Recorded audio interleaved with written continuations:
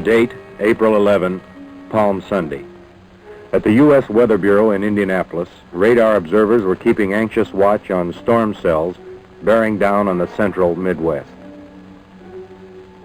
During the preceding hours, a warm, moist front had been rolling northeastward from the Gulf states. Its path would soon collide with a fast-moving cold front coming from the west. Nature gathering its forces for still another unending assault on man and man-made things. Thunderstorms began to form along the colliding boundaries of the two gigantic air masses.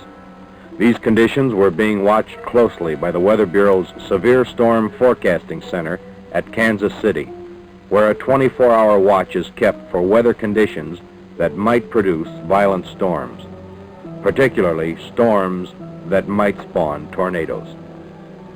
When Kansas City obtains data on local storm development, they issue severe weather forecasts for areas covering 20 to 30,000 square miles. Local Weather Bureau offices using this information issue local forecasts and outline the counties that might be affected in their areas. Severe weather warnings are issued when the radar shows a typical tornado-type echo or when a funnel is actually observed and reported to the Weather Bureau. On this fateful Palm Sunday, the center at Kansas City issued a severe storm forecast for the area from northeastern Missouri to northern Indiana.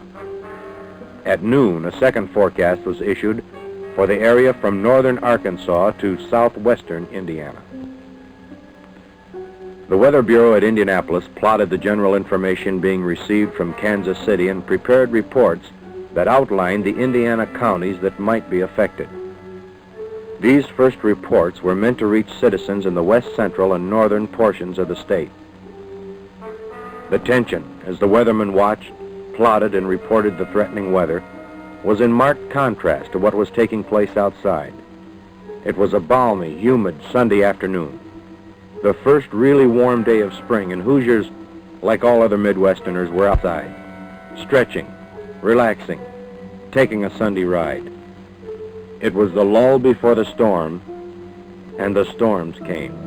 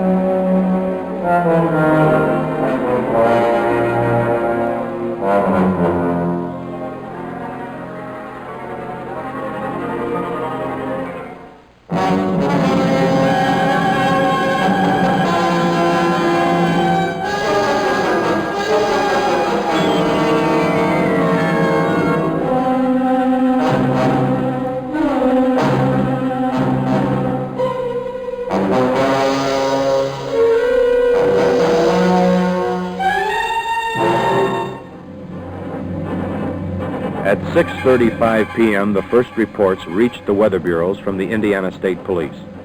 Tornadoes were ripping across northern Indiana. It was the beginning of a nightmare that Indiana would never forget.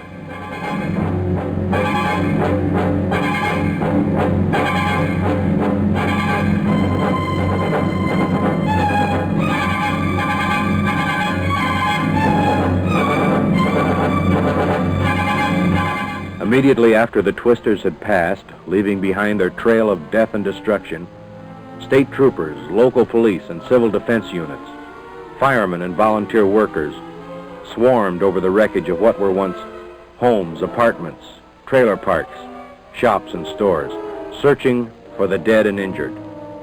Every available type of motor vehicle was pressed into ambulance service.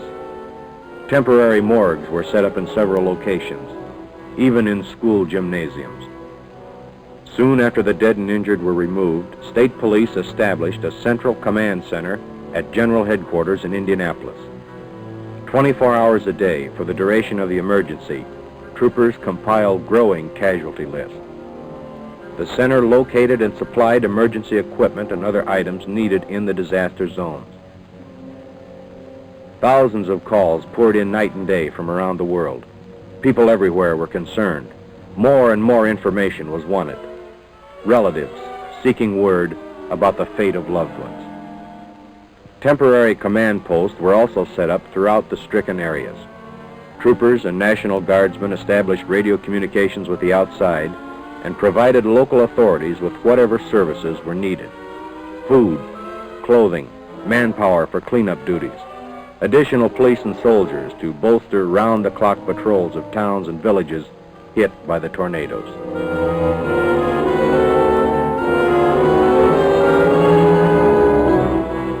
In the face of Indiana's worst disaster, the governor orders mobilization of every state agency able to supply aid and comfort to the storm victims.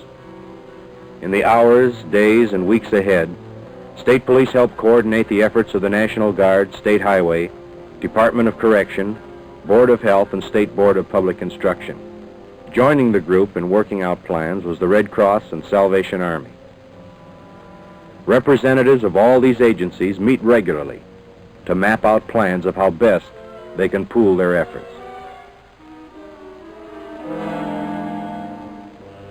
During the pre-dawn hours, National Guard and state police pilots ready themselves in their aircraft for a flyover of the tornado paths at the first light of day. Perhaps in the remote farming regions, there are still victims awaiting aid, cut off from help by blocked roads and downed telephone lines.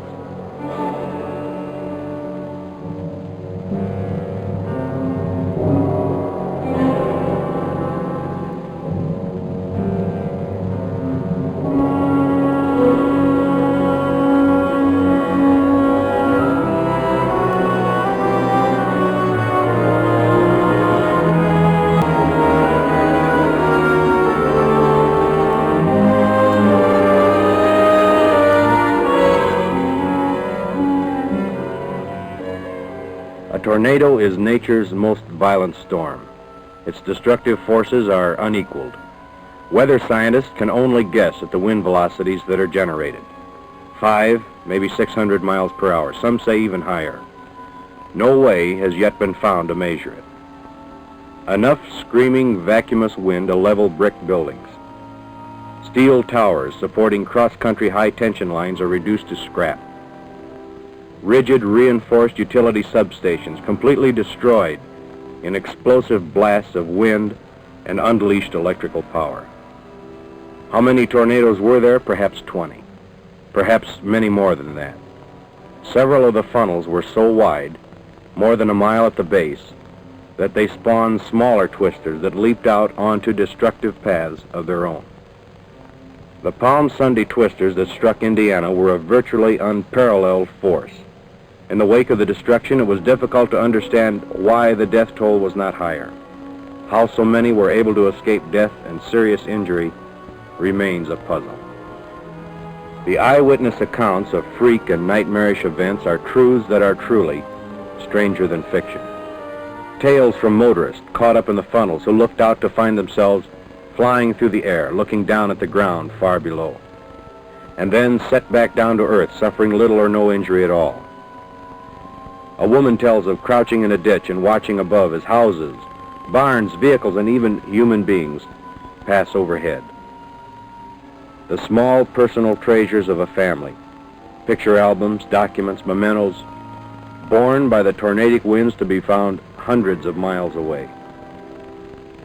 This motorist was killed when her automobile was lifted by the tornado and slammed down into the basement of where a house had stood only seconds before.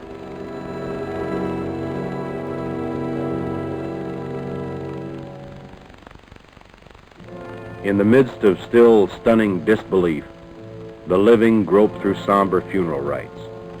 A scene repeated over and over again in the days that followed. A scene that was, in many places, unbelievable, where toppled tombstones marked the course of the storm and debris litters the cemeteries. The Palm Sunday twisters ripped 3 general paths across northern and central Indiana. Each of the 3 series of tornadoes began their destructive rampages approximately 1 hour apart. Shortly before 6 p.m. in the northern part of the state, towering thunderheads lowered their deadly funnels onto the ground in southern LaPorte County.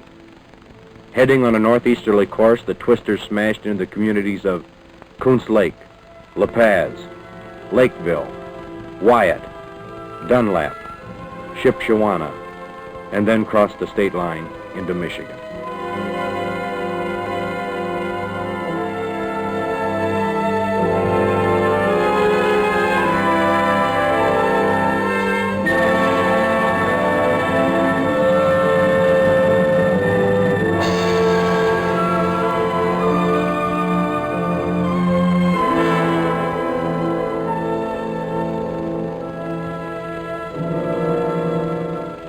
About 7 o'clock, some 90 miles south of the first line, tornadoes dipped down and blasted their way eastward across the central part of the state, striking first at Odell, then Mulberry, Moran, Middle Fork, Rushville, Alto, Kokomo, Greentown, Swayze, Marion, Dundee, Lynn Grove, Bern, and then crossed into Ohio.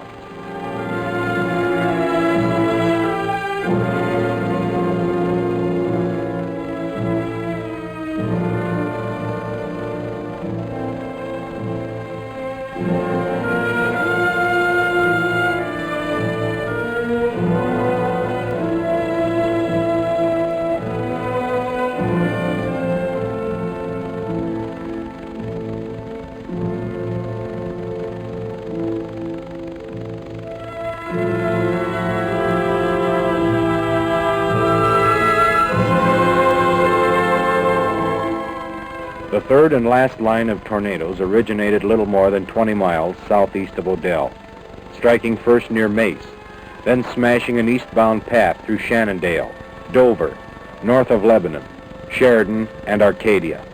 Then the funnels lifted.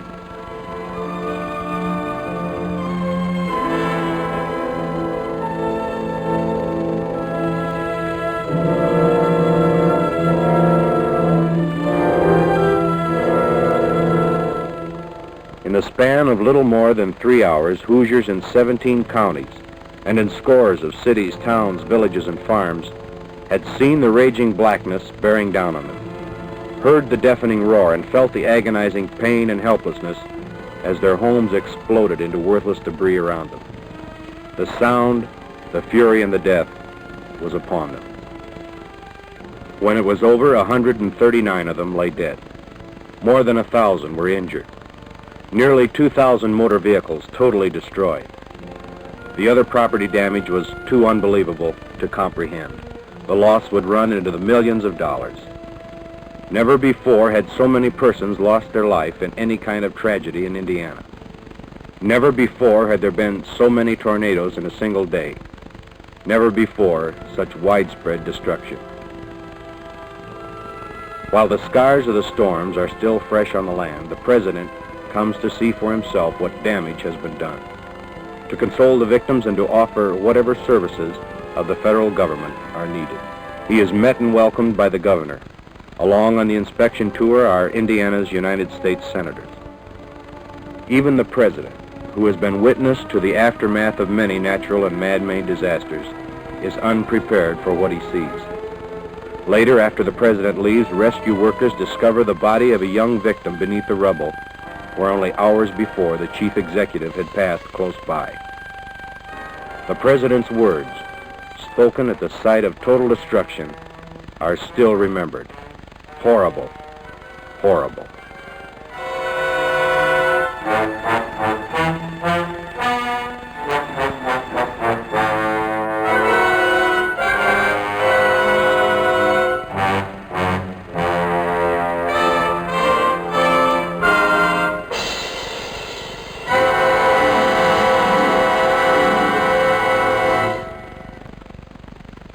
Rushville.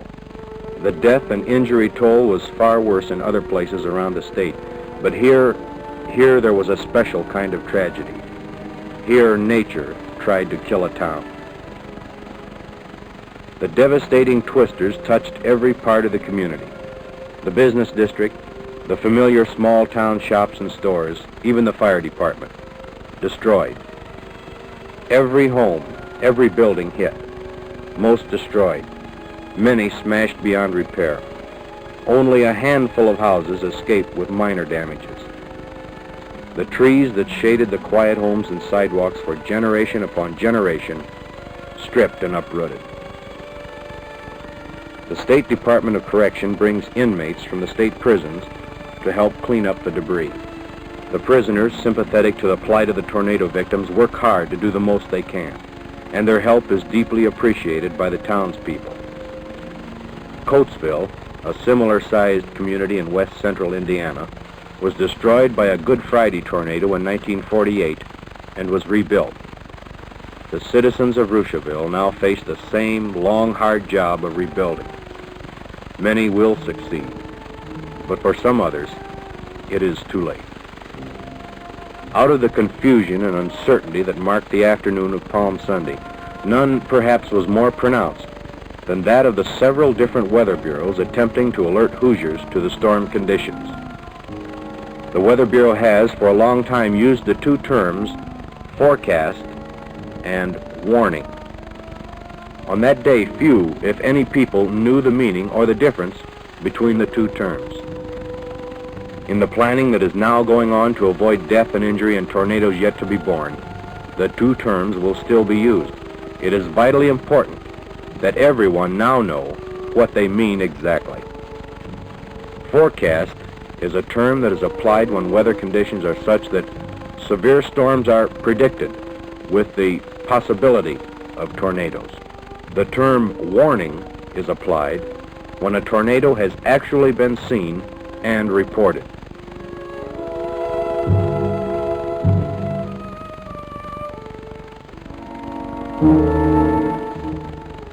On the morning of Easter Sunday, the teardown, the cleanup, the rebuilding stops. The faithful look for special aid and comfort that can only be found through prayers. Their churches have been battered by the storms. Some have been destroyed. Several different faiths share the churches that were spared. The worshipers pause, some to give thanks that they and their loved ones were spared, and some to ponder their grief.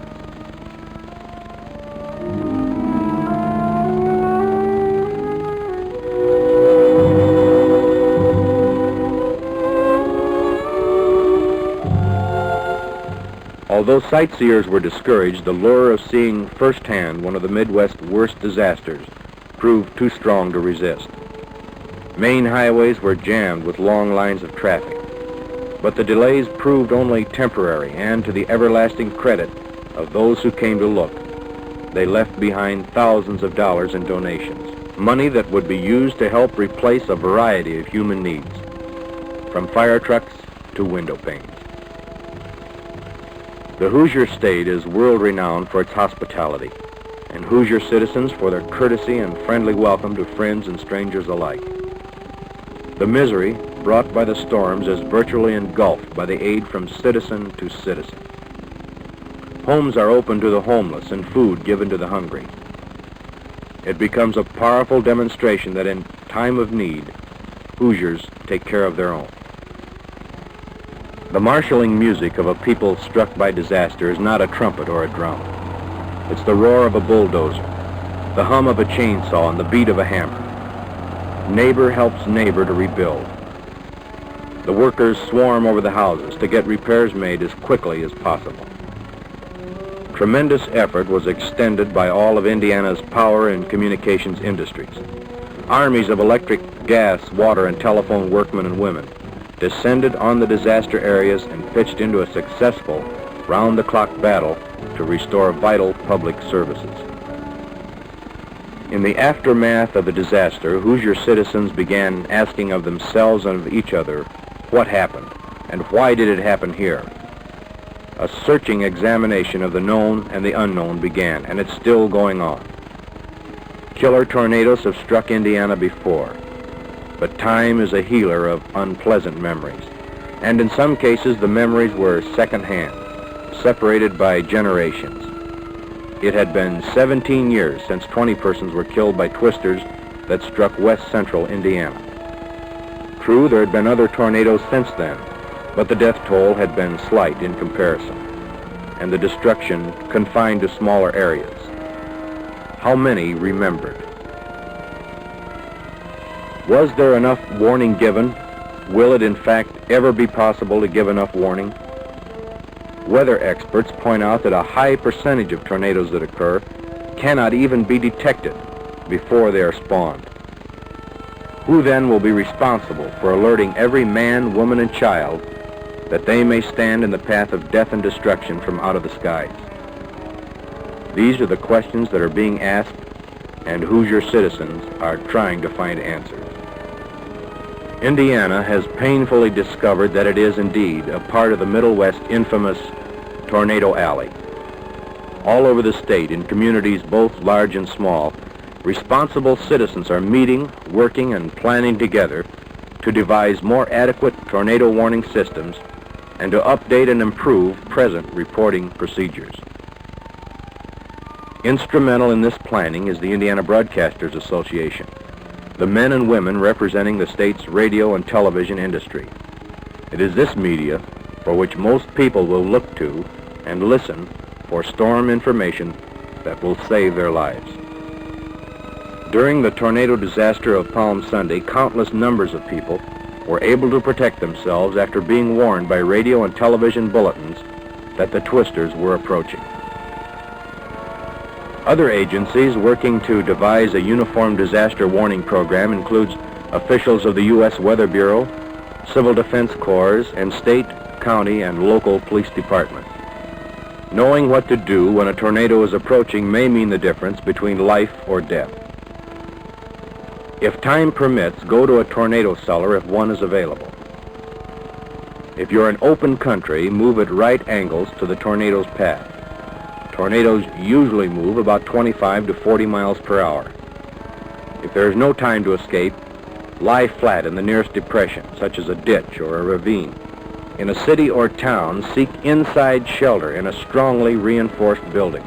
Stay away from windows. In homes, the corner of the basement toward the tornado usually offers greatest safety. In houses without basements, take cover under heavy furniture, against inside walls. Doors and windows on the sides of the houses away from the tornado may be opened to help reduce damage to the building. In schools, stay away from windows and stay out of auditoriums and gymnasiums with large roofs. In factories, when a warning has been sounded, a lookout should be posted to keep everyone advised of the tornado's approach. Plans should be made to move workers to sections of the plant offering the most protection. Keep calm. People have been killed by running outside into the storm. Keep tuned to radio or television. You will be advised of the latest information, and don't call the Weather Bureau except to report sighting a tornado. Your call will tie up lines needed to receive vital information about the tornado's progress. The memory of what has happened, as unpleasant as it may be, must serve as a reminder for the future. Beginning at the top, on the level of federal government, the U.S. Weather Bureau is working hard to improve the science of weather forecasting. Constant research is underway. More needs to be done, and is being done, to improve reporting methods and to install the most modern radar and other weather equipment to track killer storms. But the responsibility goes right down the line. Indiana's cities, towns, and villages need to work out tornado warning programs on a community level. Towards this end, the governor has pledged the cooperation and assistance of state government. State police, civil defense, National Guard, and state highway facilities are in or near every Hoosier community and able to offer emergency communications, shelter, and other vital services. The brunt of the responsibility falls on the individual citizen. How many persons heard the tornado warnings and failed to protect themselves and were then killed? No one will ever know for sure. Some, it is known, gave their lives trying to warn others. Farmers and other persons living in the countryside obviously cannot benefit from any group warning plan. They must rely on television and radio reports and be their own lookout for approaching tornadoes. In the tornado disaster zones, evidence still remains of the violence and horror that took place that afternoon. The scars will be there for a long time. The memories will remain even longer. And the tornadoes will come again. For man, since time began, has been at the mercy of the elements. Unable to control it, he must protect himself from it. This was Palm Sunday, Indiana, 1965.